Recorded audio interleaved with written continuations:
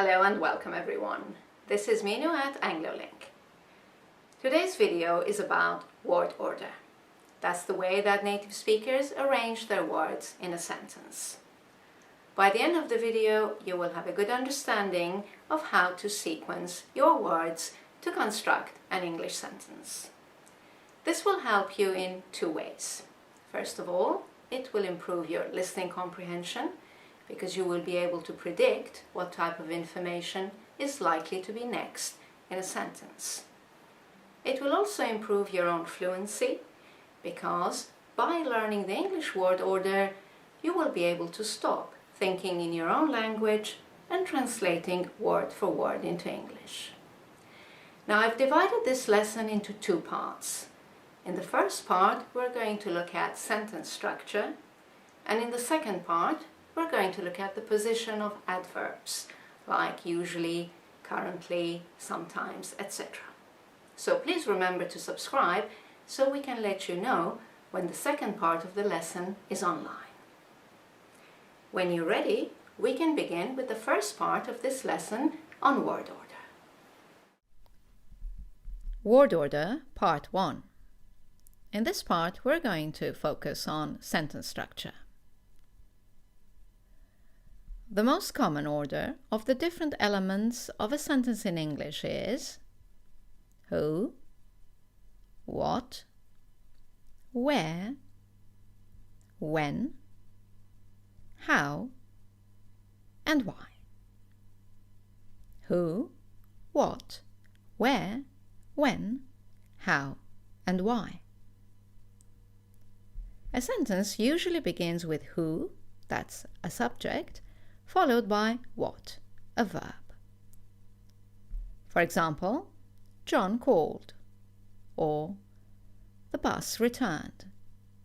Notice that the subject can be a person or a thing. Now, some verbs require an object. The object is also part of the what element, so make sure you keep the verb and its object together. Some verbs take a direct object. For example, John ate breakfast. The bus hit the tree. And some verbs take an indirect object. That's an object that comes after a preposition. For example, John spoke to Julie, or the bus collided with the tree. Now, once you have your basic structure with who and what, you can add the other elements in the following order: where, when, how, and why. Now, not every sentence will have all these four elements. There will be a selection of them in each sentence. Let's look at some examples. John called. When? Earlier. And why? To cancel his appointment. John ate breakfast. Where? On the train. When? This morning. And why? Because he was late. The bus returned. Where? To the station. Why? To drop off the passengers. The bus hit the tree. How? With great force.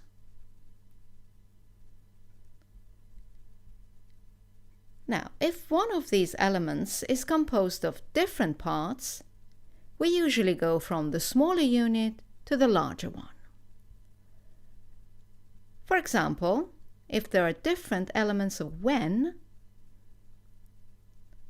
the conference started at 10 a.m. on Tuesday last week.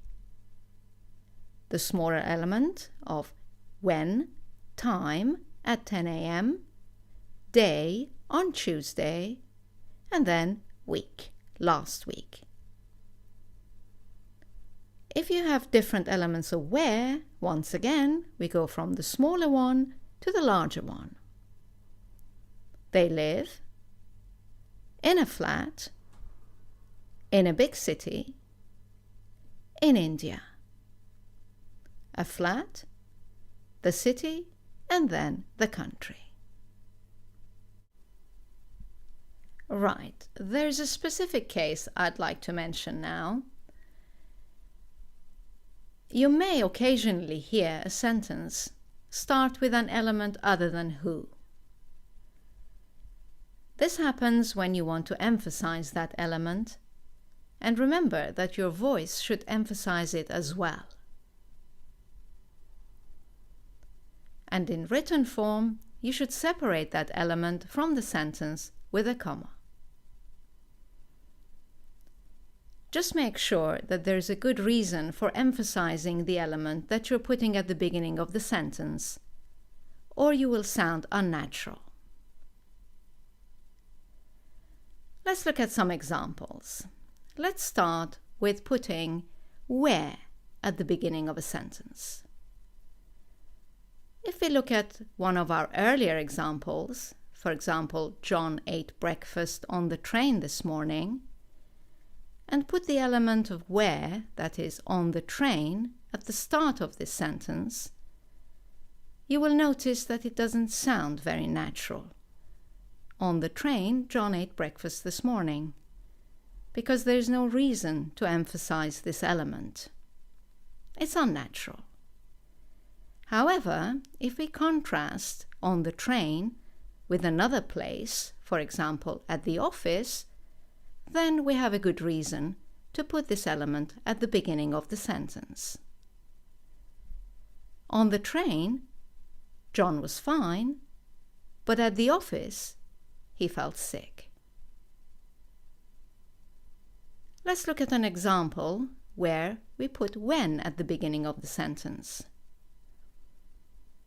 We had a sentence earlier, John called earlier to cancel his appointment. Let's put the element when, that's earlier, at the start. Earlier, John called to cancel his appointment. Again, as there is no particular reason to stress when, it sounds unnatural. However, if we contrast the two times, for example, earlier with now, then we have a good reason to put the time at the start of our sentence. Earlier, John felt sick, but now he's all right. Let's have a look at putting the element how at the beginning of the sentence. Our original sentence was, the bus hit the tree with great force. Put the how at the beginning. With great force, the bus hit the tree, and it sounds unnatural. But now let's add another element, make it into a little story, and there will be a reason for putting how at the beginning. For example, the bus swerved and with great force hit the tree. And then one final example, putting why at the beginning of the sentence. We had a sentence, the bus returned to the station to drop off the passengers. Let's move the element why to the beginning. To drop off the passengers, the bus returned to the station. Once again, it sounds unnatural. But now let's emphasize the reason a bit more. For example, to drop off the passengers safely, the bus returned to the station, and it sounds fine. So remember, you can start a sentence with another element than who, what, but you have to have a good reason for it.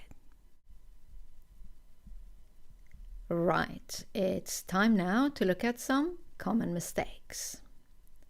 The first common mistake is separating the who from the verb or the verb from the object. Let's look at an example. You hear, "We 2 years ago bought this car." Let's color the elements. And you notice immediately that the element when is in the wrong place. It has separated the who from the what. You must avoid this. So let's put it in the right place. We bought this car 2 years ago. Let's look at another example. Sam ate slowly his meal. This time, an element, how, has separated the verb from its object. Look at them in colors. Sam ate slowly his meal.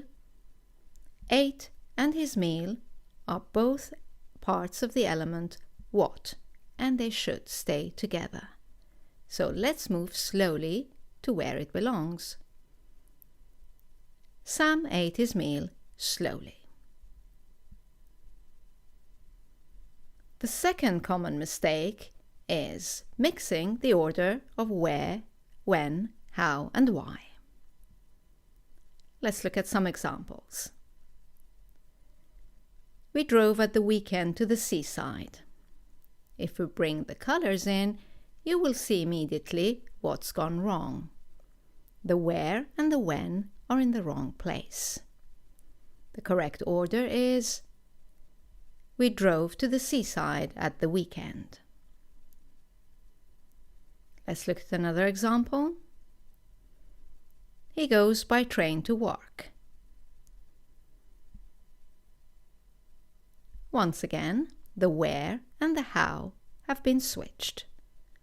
The correct order is he goes to work by train. Let's look at a third example.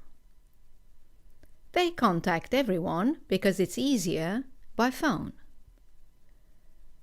If you look at the colors, you notice that the why has come before the how. So let's switch them. They contact everyone by phone because it's easier. And one final example. She went to town to post her letters this morning.